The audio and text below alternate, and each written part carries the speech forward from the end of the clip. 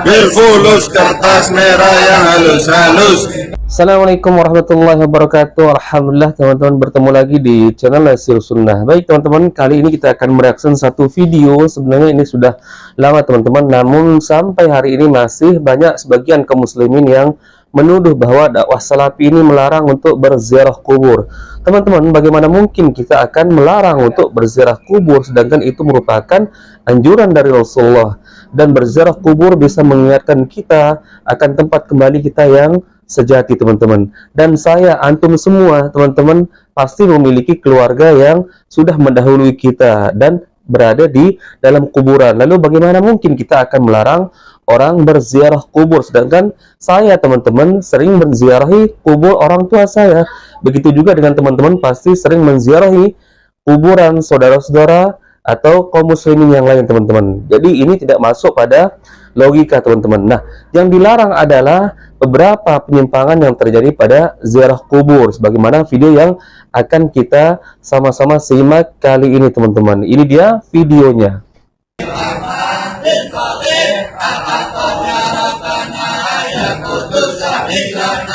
Berfulus kertas merah yang halus-halus.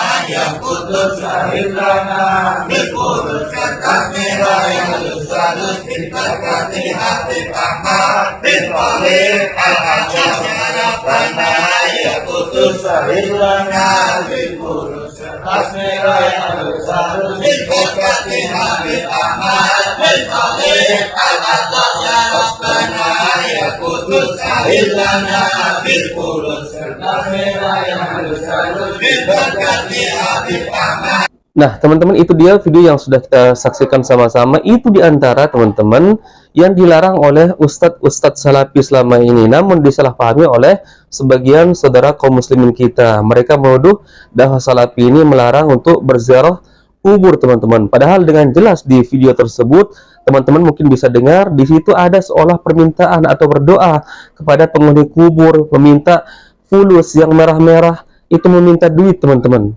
Belum lagi di video-video yang lain teman-teman, di mana kuburan dihias-hias menggunakan seperti janur pengantin, seolah-olah kuburan tersebut seperti kamar pengantin, menganggap bahwa penghuni kubur tersebut luar biasa kemuliaannya teman-teman. Padahal kita tidak akan mengetahui siapapun yang meninggal teman-teman, apakah dia akan masuk surga atau neraka, kecuali orang-orang yang sudah disebut oleh Rasulullah SAW sebagai penghuni surga, diantaranya seluruh para nabi dan rasul, kemudian para sahabat yang dijamin masuk surga. Selain itu teman-teman, kita tidak mengetahui apakah orang tersebut sesoleh apapun, sealim apapun kita melihat sewaktu dia hidup di dunia, kita tidak akan mengetahui apakah dia termasuk penghuni surga atau penghuni neraka. Maka dari itu teman-teman, sangat tidak layak untuk kita menjadikan kuburan-kuburan atau yang sering disebut makam keramat, dikarenakan dia melihat bahwa penghuni kubur tersebut adalah dahulunya ketika dunia adalah orang soleh, kemudian kita jadikan menjadi wasilah agar katanya doa kita mudah dikabulkan oleh Allah Azza wa Jalla. Secara logika teman-teman, bagaimana mungkin kita akan meminta atau menjadikan wasilah orang yang sudah meninggal agar menyampaikan doa kita dengan lebih mudah pada Allah Azza wa Jalla?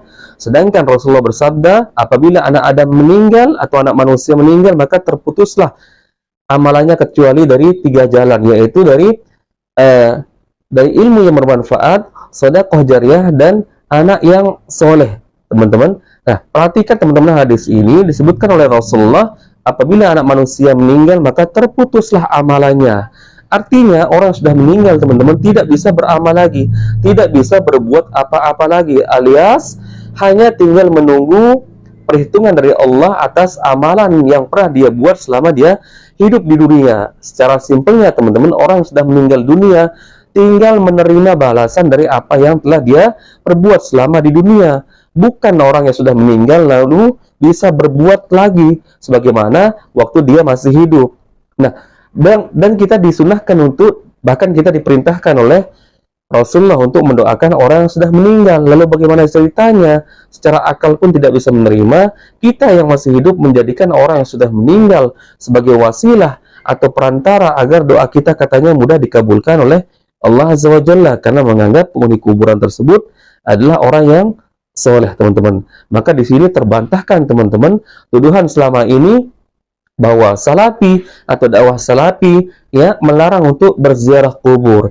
Yang dilarang adalah, teman-teman, sebagaimana video tersebut dan banyak video-video penyimpangan lain ketika berziarah kubur, teman-teman. Itu hanya sebagian dari tayangan penyimpangan dari ritual ziarah kubur, teman-teman. Jadi semua itu dusta, teman-teman, kalau ada yang menuduh dakwah salafi ini melarang berziarah kubur, teman-teman. Saya dan antum semua, siapapun di sini pasti memiliki keluarga yang sudah mendahului kita, yang sudah meninggal. Lalu di mana mereka akan dimakamkan selain di kuburan? Dan saya pun seperti itu, teman-teman, sering menziarahi kuburan kaum muslimin, bahkan kuburan orang tua saya sendiri. Kalau salafi melarang menziarahi kubur, tidak mungkin saya menziarahi kuburan orang tua saya atau kaum muslimin yang lain. Baik, teman-teman, untuk lebih lengkapnya, ini video Ustadz Yazid bin Abdul Qadir Jawas sebagai penjelasan yang lebih detail atas tuduhan-tuduhan selama ini kepada dakwah salafi, yaitu dituduh melarang untuk berziarah kubur. Dengarkan video ini, teman-teman, agar tidak gagal paham. Ini dia videonya. Artinya orang yang paling sesat di muka bumi adalah orang-orang yang berdoa meminta kepada selain Allah. Kenapa mereka masih minta? Di Indonesia ini masih banyak nggak orang yang berdoa meminta kepada selain Allah? Banyak. Mereka datang ke kubur-kubur yang dianggap kubur wali songo, dan kuburan yang dianggap keramat oleh mereka, kuburan yang kata mereka mengandung barokah. Nggak ada dalam Islam kuburan yang keramat, kuburan mengandung barokah, nggak ada di muka bumi, tidak ada sama sekali, nggak ada. Kemudian mereka datang ke sana. Seandainya mereka orang soleh, betul orang soleh, nggak bisa mereka mengabulkan doa. Nggak bisa. Mereka mendengar pun nggak bisa. Seandainya mereka mendengar kata Allah, nggak bisa menjawab. Kan di sini Allah sebutkan di sini, "Mala yastajibu lahu ilaihi", nggak bisa menjawab, nggak bisa mengabulkan sampai hari kiamat. Makanya kebodohan yang paling bodoh dan kesesatan yang paling sesat orang-orang yang datang berbondong-bondong ke kubur para wali untuk minta di sana. Kalau ziarah kubur boleh, perhatikan ini, jangan salah paham. Tolong perhatikan, dengarkan baik-baik, jangan salah paham. Kalau ziarah kubur ke kuburan kaum muslimin boleh, dianjurkan oleh Nabi Muhammad SAW. Ziarah kubur ke kuburannya pemakaman kaum muslimin boleh, sunnah, dianjurkan oleh Rasulullah SAW. Kata Nabi, kuntu nahaitukum an ziyaratul kubur fazuruha fa inna tudzakirukumul akhirah. Kata Nabi, aku pernah melarang kalian untuk ziarah kubur. Sekarang boleh kamu ziarah kubur, karena ziarah kubur mengingatkan kalian kepada akhirat. Dalam riwayat yang lain disebutkan bahwa ziarah kubur mengingatkan kalian kepada kematian. Ziarah kubur kaum muslimin boleh, tapi ziarah kubur yang dilakukan oleh mereka ini, datang ke kuburan wali dengan niat kuburan itu mengandung barokah, bahwa orang itu soleh, suci, bisa mengangkat doa mereka ke langit kepada Allah sebagai tawasul. Mereka minta, ada yang menjadikan mereka sebagai wasilah kepada Allah, ada yang menjadikan mereka sebagai syafaat kepada Allah, ada yang mereka menjadikan mereka sebagai Tuhan yang mereka minta kepada penghuni wali, penghuni kubur itu. Ini kenyataan yang dilakukan oleh orang-orang yang ziarah-ziarah kubur ke kuburannya para wali. Dan ini kalau anda perhatikan, kerusakannya luar biasa ini, karena masalah akidah, masalah tauhid. Mereka memalingkan ibadah kepada selain Allah yang Allah tidak redha selama-lamanya. Di dalam buku atau kitab Ushulus Tsalatsa oleh Syekh Muhammad bin Abdul Wahhab dikatakan, innallaha la yarda ay yushraka ma'ahu ahadun fi ibadatihi, la malakun muqarrabun wala nabiyyun mursal. Allah tidak redha selama-lamanya apabila Allah disekutukan dengan makhluknya, apakah dengan malaikat yang dekat atau dengan nabi yang diutus. Allah nggak redha. Maksudnya kalau ada orang yang berdoa meminta kepada malaikat Jibril, minta kesembuhan, minta rezeki, minta dimudahkan urusan, Allah nggak redho. Karena malaikat Jibril nggak bisa mengabulkan doa yang mengabulkan doa Allah. Atau kepada Nabi yang diutus, orang datang ke kuburannya Nabi Muhammad SAW, minta kepada Nabi Muhammad SAW supaya dimudahkan rezekinya, supaya dimudahkan jodohnya, supaya dagangannya laris, supaya segala macam. Allah nggak redho, nggak redho. Kenapa? Doa itu wajib dipanjatkan dan hanya ditujukan kepada Allah saja, tidak kepada yang lain. Allah nggak redho. Hatta kepada orang yang paling soleh, Nabi Muhammad SAW, orang datang kepada kuburan beliau minta, Allah nggak redho. Makanya nggak ada seorang sahabat pun yang datang ke kuburan Nabi untuk minta sesuatu. Tidak ada. Tidak ada seorang sahabat pun radhiyallahu anhum ajmain yang datang ke kuburan Nabi untuk minta sesuatu. Tidak ada sama sekali. Mereka berdoa langsung kepada Allah.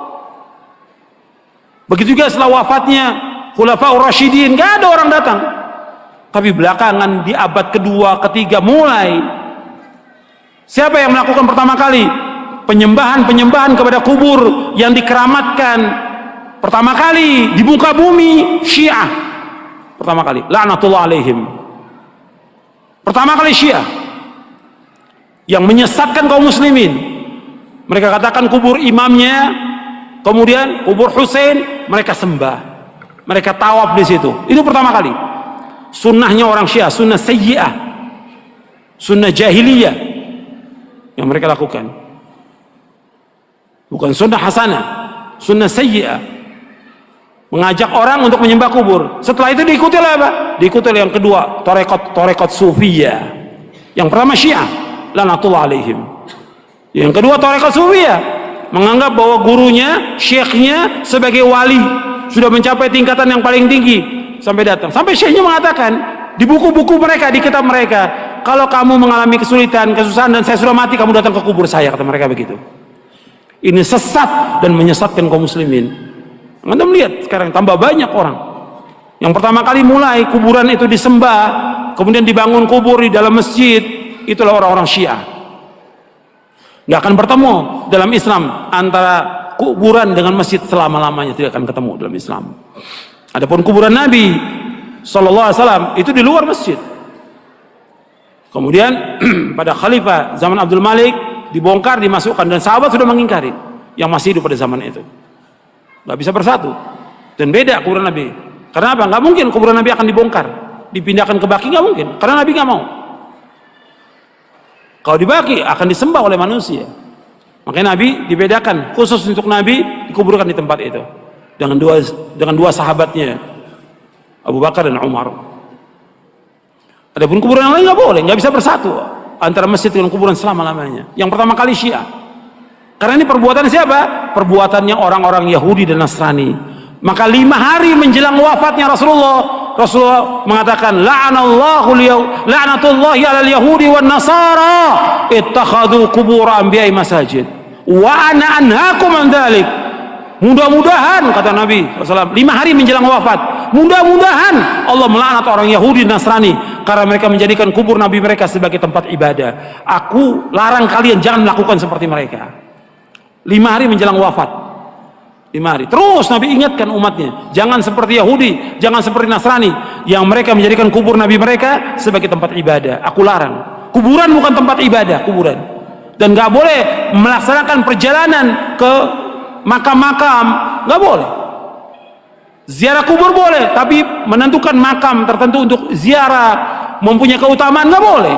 Yang punya keutamaan 3 masjid, masjid aja cuma 3 masjid dari seluruh dunia yang mempunyai keutamaan. Kata Nabi SAW dalam hadis yang sahih, ada di buku ini, la tushaddur rihalu illa ila 3 masajid, masjid hadza wa masjidil haram wa masjidil aqsa. Kata Nabi, nggak boleh mengadakan perjalanan dengan niat ibadah kecuali 3 masjid. Tidak boleh mengadakan perjalanan safar dengan tujuan ibadah kecuali 3 masjid. Pertama masjidku ini, Masjid Nabawi. Yang kedua Masjidil Haram. Yang ketiga Masjid Aqsa. Masjid aja nggak boleh. Ada di Bandung umpamanya ada masjid yang bagus, orang mengatakan bahwa masjid itu punya keutamaan, nggak boleh. Semua masjid sama. Masjid di sini, Pustai atau masjid yang lain yang dibangun, semua sama. Ganjarannya sama kalau orang sholat di dalamnya, kecuali 3 masjid. Masjid Nabawi sekali sholat di sana 1000, lebih dari masjid yang lain. Kalau di Mekah, di Masjidil Haram, di Mekah maksudnya di Masjidil Haram saja, bukan di masjid yang lain. Di Mekah bukan, di Masjidil Haram saja itu 100.000 keutamaannya dari masjid yang lain seluruh dunia. Kalau di Masjidil Aqsa 250. Alhamdulillah teman-teman, dengan terang benderang Ustaz Yazid bin Abdul Qadir Jawa sudah menjelaskan bahwa yang dilarang adalah bentuknya seperti ini dan seperti ini. Teman-teman, yaitu salah satunya menjadikan wasilah atau perantara penghuni kubur, sedangkan penghuni kubur sudah tidak bisa berbuat apa-apa lagi teman-teman, selain tinggal menerima balasan atas apa yang pernah dia perbuat selama hidup di dunia teman-teman. Jadi di sini teman-teman sudah jelas terbantahkan tuduhan-tuduhan konyol tersebut dari orang-orang yang membenci dakwah salafi teman-teman. Baik teman-teman, barakallahu fikum, semoga video ini bermanfaat. Bertemu lagi di video berikutnya. Assalamualaikum warahmatullahi wabarakatuh.